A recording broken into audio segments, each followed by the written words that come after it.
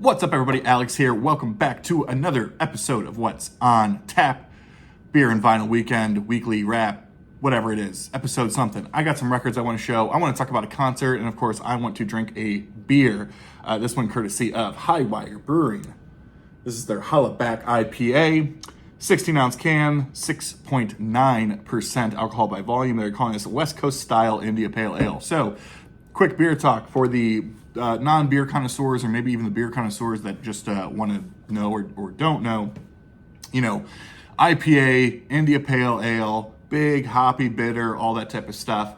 But geographically, different, geographic regions will imply a different type of flavor profile. So your West Coast IPA is a little bit more old school, really focused on dank, citrus, piney, bitter type IPAs, while things like your Northeast IPAs are typically a lot juicier and hazier, lower bitterness, thicker, all that type of stuff. So this is a pretty old school one. I'm guessing that's why they call it Hollaback IPA.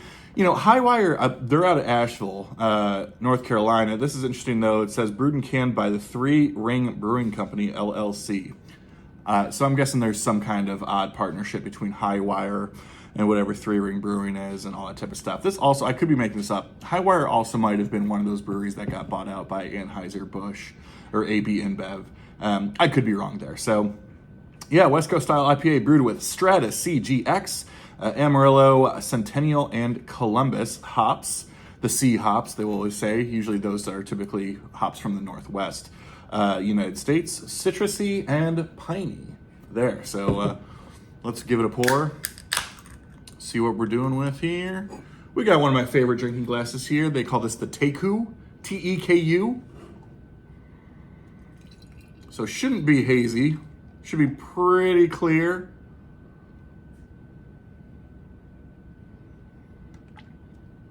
And yeah, they would call that like a chill haze in the sense of it's just cold coming out of the can, so you can't really see through it quite yet, but it's a pretty clean beer. Straw color, white, almost bright white kind of foamy head. Oh man, and that just smells like old school IPA, man.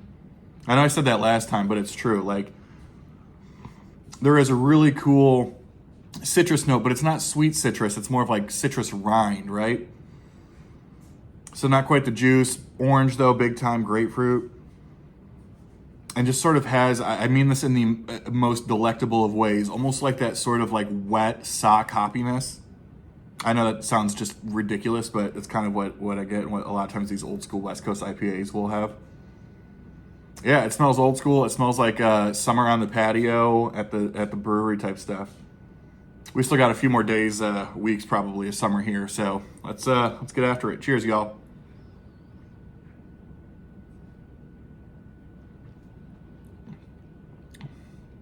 Oh, that's delicious. Thicker on the mouthfeel than I thought. I thought it was gonna be a little bit thinner, but I appreciate the thickness there.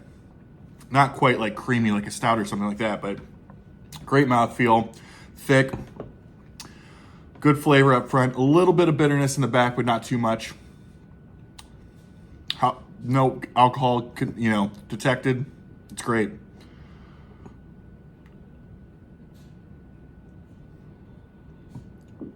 It's just, oh man, I miss those types of IPAs. Bitterness builds a little bit with each sip. Big time there. But yeah, I mean, just finishes dry. Love it. All right, there's your 4 minutes of beer talk. Let's get into some of the records. Well, as you know, on weekends, this dates back to last Friday. It's a live show night. What did I spin for the live show on Friday night? How about Rory Gallagher, Irish Tour 74. First time listening to this record, man, what a record this is. I knew that Rory was insane. I've listened to Rory records before, but this double live record, man, what a record this is. What a player,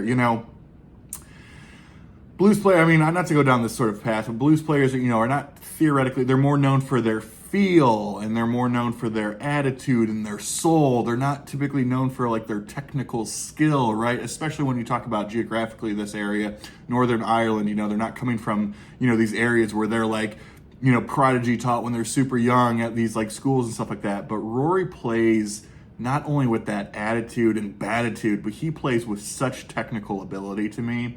And is just an incredible player. So this, I mean, if you're a fan of the blues, but good hard rock and blues, man, what a great record. So, yeah, that was Friday night. Now, Saturday, I'll tell you, it was concert night. So I didn't do a live record on Saturday. I went to an actual concert, and I was seeing 3 bands, but was really there pretty much to see 2 bands. The opening band was Dinosaur Jr. I know there's a lot of people out there who are Dinosaur Jr. fans.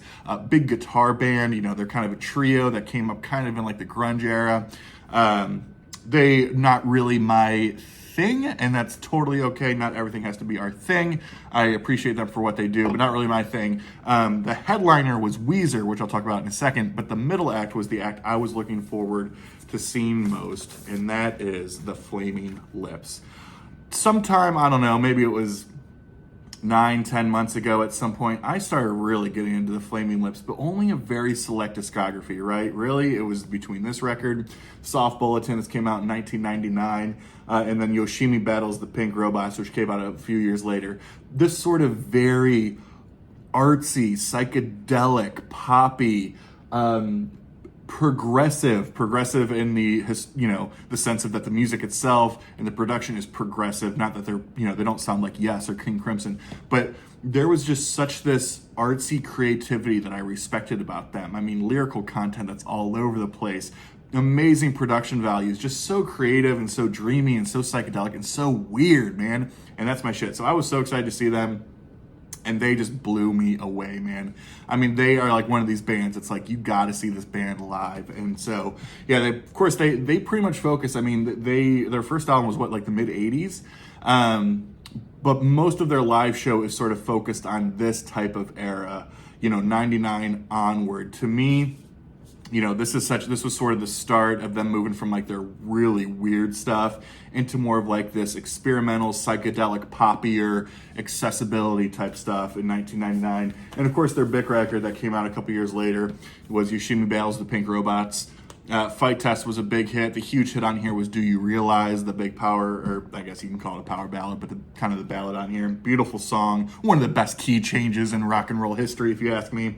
And then I think the record that came after this, which was mid-2000s, is it At War with the Mystics, maybe? I need that record. I think it's out of print. I think it's hard to find. I think it's expensive. But those, to me, that's like the trio that I totally need. Maybe I'll get into some of their earlier stuff or the weird stuff. I mean, I do like the weird stuff, but I don't know. Those, to me, that trio of records, just absolutely amazing. So they blew me away. Just, again, so artsy.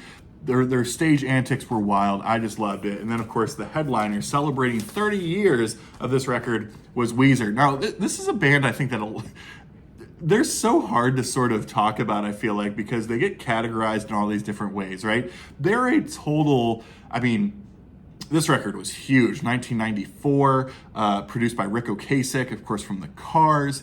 I mean, this to me, I showed this in a video I did months ago talking about early 90s power pop. I mean, it really is. But I think a lot of people have a hard time sort of categorizing Weezer. They sort of fall into this like nerd pop, nerd rock. I mean, Rivers Cuomo is such a character. They do all these things with such tongue in cheek, but they are, to me, are the perfect example of a band that doesn't take themselves too seriously, but they take their art and their music very seriously. I mean, Rivers Cuomo is an incredible songwriter. That guy's written like 20,000 songs in his life. A very competent, a very great guitar player. Their stage show was out of control. They like came from a spaceship. I mean, it was so cool. They played this record in its entirety, and as well as a full set. So, I mean, they played for about 2 hours. And so, yeah, this was my second time seeing Weezer, but my first time seeing them when they were headlining. I love this band. This is the only Weezer record I have. I do want Pinkerton, the one that came after this, but they've put out so many records. Just because Rivers is just such like a writing sort of, you know, nut. That's what he does. So, an amazing show. I'm so glad I went. It was just a great time all the way around. So, takes us to Sunday morning. What was some Sunday morning? Well, one of the most famous jazz records of all time, and that is Time Out, the Dave Brubeck Quartet, 1959, I believe this was. So, a lot of people know this record. This is an original Columbia 6i for those people out there. A lot of people know this record. I mean, this sort of falls in one of those jazz albums you gotta have sort of category. It's that West Coast cool jazz. It's that white dude jazz, whatever. What I appreciate about this record, and Dave Brubeck Quartet specifically, but especially this record, is the sort of themes around time and time signatures, compound meters. The kind of music nerd in me is fascinated by that. I'm a huge prog guy. I like listening to weird bands and figuring out their time signatures. I love listening to, Dream Theater and figuring out there's a passage there that's in 1916 and all that type of stuff. And that is sort of the theme of this record and a couple of records during the Brubeck sort of string of records there, right? And so what's cool about this is on the sort of back, they walk through the tracks and sort of tell you what the time signatures are. Of course, Take 5, which was the big hit. I referenced that the other week, is in 5/4. That's boom dum ba bum bum bum boom dum ba bum bum bum, which you can either count in 5 or you can count in a string of 3 and then 2, right? There's another one on 9/8 here that's really popular where it's 3 strings of 2 and then 1 of 3, I think. Yes. So 1 2 1 2 1 2 1 2 3 1 2 1 2 1 2 1 2 3 1 2 1 2 1 2 1 2 3, and it's just that's the type of shit musically I just get fucking twerked about. So I love this type of stuff. He was doing it a lot during this time. Incredibly famous jazz record, and it's a staple not only in that sort of West Coast cool jazz type category, but certainly in greater jazz world in general. Let's fast forward to maybe this is a very popular artist, but my favorite, depending on the day, it's either my favorite, my second favorite, or third favorite. But that's Hunky Dory from David Bowie. I love this album, and obviously that's not like a crazy opinion to love this album, but it's a lot of stuff that a lot of people may not care for as much. I love Cougs. I love Song for Bob Dylan. I love Andy Warhol. Oh man, I love Andy Warhol. That's such just like this weird, creepy song. Love it. I want to give a special shout out to my boy Mark Morris for the Boulay Brothers. He told a great story about what that song means to him. Oh, You Pretty Things. What a great song that is. And then there's an argument there that not only is Life on Mars one of David Bowie, if not David Bowie's best song, I mean, Life on Mars might be a top 10 song of all time. So I'm all in on Hunky Dory, arguably my favorite Bowie record ever. I've showed this record before. Maybe this is what got me in a weird mood. I was in a weird mood on Sunday, man. Like, I just felt like everything was just, I was like, you just gotta like go to sleep for a few hours and shake it off. And maybe it was because I listened to this record. Again, I've showed it before. It's Marillion's Brave, 1994. Their big concept record, kind of a comeback record off of Holidays in Eden, which was a little bit more pop centric. And then they said, no, we're going all in, and composed this massive, dark, moody, depressing concept record. Tells the story about, based on a true story about this young woman who was found walking a bridge in England at night. She didn't have anything on her and she wouldn't talk to the authorities. And so it just sort of walks you through this sort of concept writing of that. Again, this is a dark record. There's not a whole lot of sing-along songs with it. And maybe that's just what put me in a funk. I don't know, but I love this record. I love records that make you feel something, that move you emotionally, even if that emotion is not positive. The fact that you're feeling something is positive. And man, Marillion's Brave, what a wild album and story that is. Of course, again, I know I've shared this before, but for those who don't know, what's very cool about this record is that on side 4, it has a double groove. So depending on where you drop the needle, you will get one of 2 endings. And maybe the fact that earlier on the weekend when I was listening to this, maybe because I got the downer ending, maybe that's what did it for me. I don't know, but I just love this band. I love this record, and as dark and as moody as it is, I just love it so much. Let's go to some late career.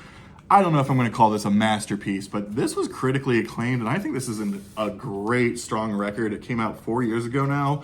It's Bruce Springsteen's Letter to You. I mean, this was a COVID record. I think this, again, came out in 2020. It's not a concept record, but the themes of the song really do sort of surround around aging and looking back in time, all that kind of stuff. I think this is a really strong record.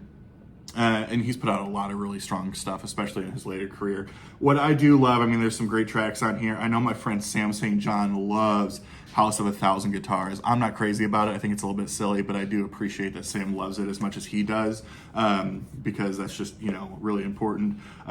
But he does a version of Janie Needs a Shooter, and it's kind of a different interpretation. He co-wrote that song, or a different interpretation of that song, with Warren Zevon way back in 1981 or so, or 1980, for their record Bad Luck Streak and Dancing School. So it's kind of like, I'm a huge Warren Zevon fan, so him doing sort of a reinterpretation of that on this record is great. But yeah, 1 Minute You're Here starts it off just kind of moody, folky, or almost Nebraska style Bruce. And yeah, you get a lot of that classic sort of E Street Band, Wallace Sound stuff. Of course, Clarence is gone by now, but I think his son is playing on here. Great, I think, just again, I'm not going to call it a latter career masterpiece, I don't think, but I think a latter career really, really great, strong album. God, another stupid Sam St. John reference, but also shout out to Rich Strickler if he's out there watching. Sam and Rich have been doing a great series kind of walking through the decades of Tom Petty's catalog. And I started thinking, I've got a handful of Tom Petty records, but not nearly as many as I should have. And so I saw this for really cheap. I actually picked this up earlier on Monday. This was $8. Thought something was going to be wrong with it. It was clean. It plays great. And I think a lot of people do talk about this as one of their favorites. It's Southern Accents from 1985. Now, here's the thing. I was talking to people about this. The songs that are great on here are brilliant. They're 9s out of 10s. They're 10s out of 10s. It starts off with Rebels. What a great song that is, right? I'll get to the second track in a second. You have Don't Come Around Here No More, which was the huge hit, but I've always loved that song, and I thought that was a perfect representation of sort of 80s sound, but in the best way. I just love how the drums sounded. I love how everything sounded is about that song. And then, of course, Southern Accents, the title track, one of the best Tom Petty songs ever, this sort of piano ballad, beautiful.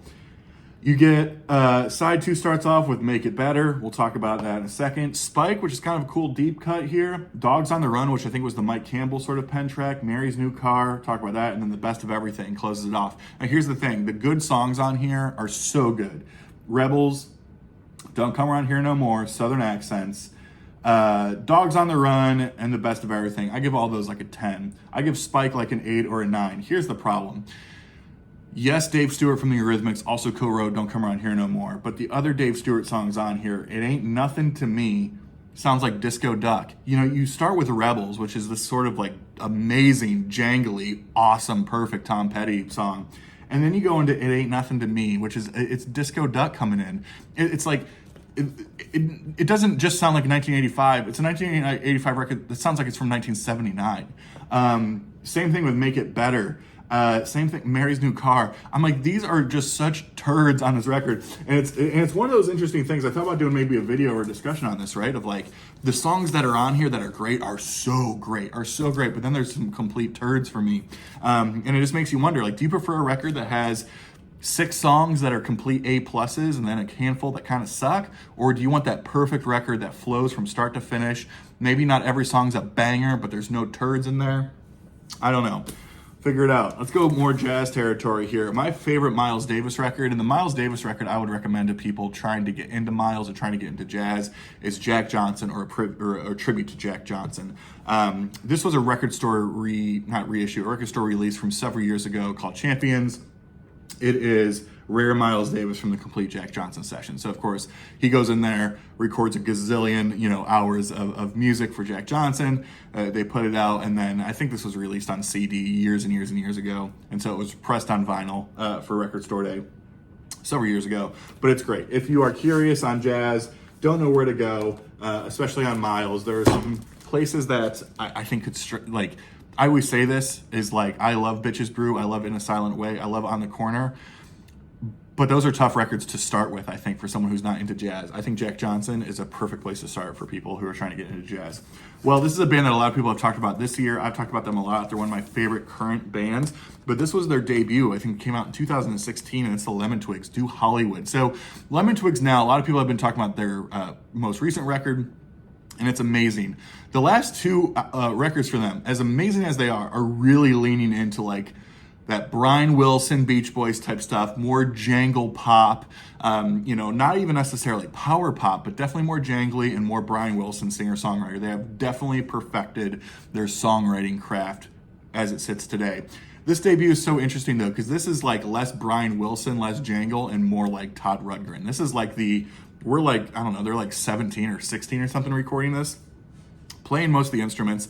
This is glammy, this is artsy, this is kind of weird. There's a little bit of everything on here, but this was the first record I heard from the Lemon Twigs, and I loved it. And of course, I love what they're doing now too, but this is so different. So even if you're listening to them now and you're like, yeah, these guys are good, but I prefer something a little bit more, less vanilla. This early stuff, Do Hollywood, is artsy, it's out there. Again, it's a little bit more Todd Rundgren in a sense. But a great record. And the fact, again, that they were like 16 or something when they were recording that is just wild. This was a little bit of a random pull. I find myself liking this album a lot more than I did when it came out earlier this year. We'll see where it ends up. It's the latest from Khruangbin. Again, I got a chance to see these guys. Got some sweet signatures on here too. Ala Sala.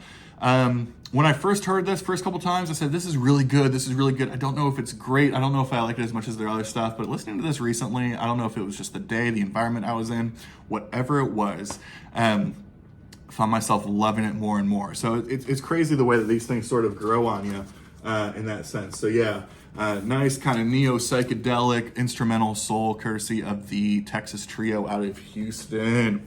And then last and certainly not least, I love this band.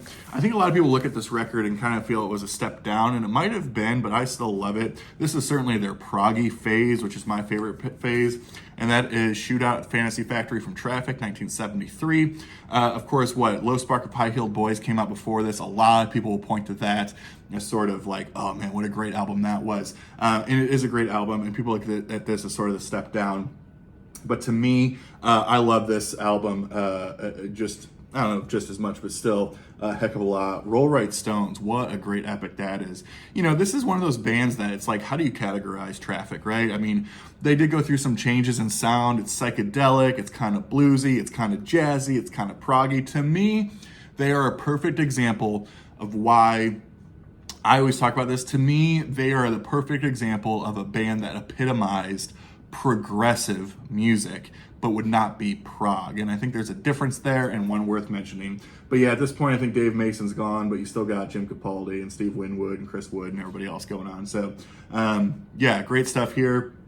Shootout at the Fantasy Factory. Classic album cover. Of course, they're also doing the whole die cut weird stuff going on too on the sleeves. So yeah, there you go. Good amount of listening this week. Tomorrow as it sits, or today, depending on when this post, I guess today, it's Friday today, Hud be down to Cincinnati to see Jeff Lynne's Electric Light Orchestra with Emma from 8 Vinyl Low. Cannot wait for that. I'm sure there will be a review, or at least we'll be talking about some ELO, and it'll be a great time. So appreciate you all watching, and hope you've had a great week and a great weekend, and we will see you soon. Take care, y'all. Cheers.